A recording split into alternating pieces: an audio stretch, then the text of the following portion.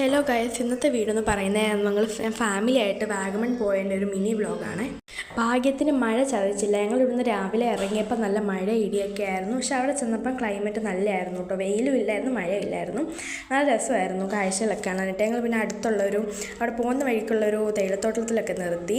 പിന്നെ ഞങ്ങൾ ആദ്യം പോയത് വാഗമൺ മെഡോസോ, അതായത് മൊട്ടക്കുന്നൊക്കെയുള്ള അവിടേക്കാണ് പോയത്. അവിടെ ചെന്നപ്പോൾ നല്ല തിരക്ക്, വലിയ തിരക്കില്ലെങ്കിലും തിരക്കുണ്ടായിരുന്നു. വെക്കേഷനൊക്കെ അല്ലേ.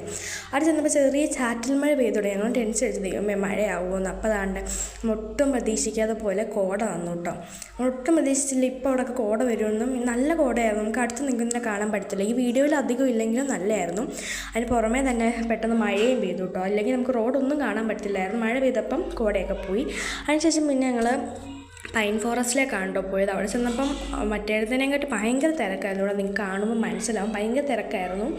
ഞങ്ങൾ ഈയിടെ സ്കൂളിൽ നിന്ന് പോയപ്പോൾ ഇത്രയും തിരക്കൊന്നും ഇല്ലായിരുന്നു കേട്ടോ. ഇന്ന് പക്ഷേ ഭയങ്കര തിരക്കായിരുന്നു. ഭയങ്കര ബുദ്ധിമുട്ടായിരുന്നു. പിന്നെ മഴയൊക്കെ പെയ്ത് കിടക്കുന്നതുകൊണ്ട് നമുക്ക് തെന്നി വീഴാനും ഒക്കെ ചാൻസ് ഉണ്ടായിരുന്നു.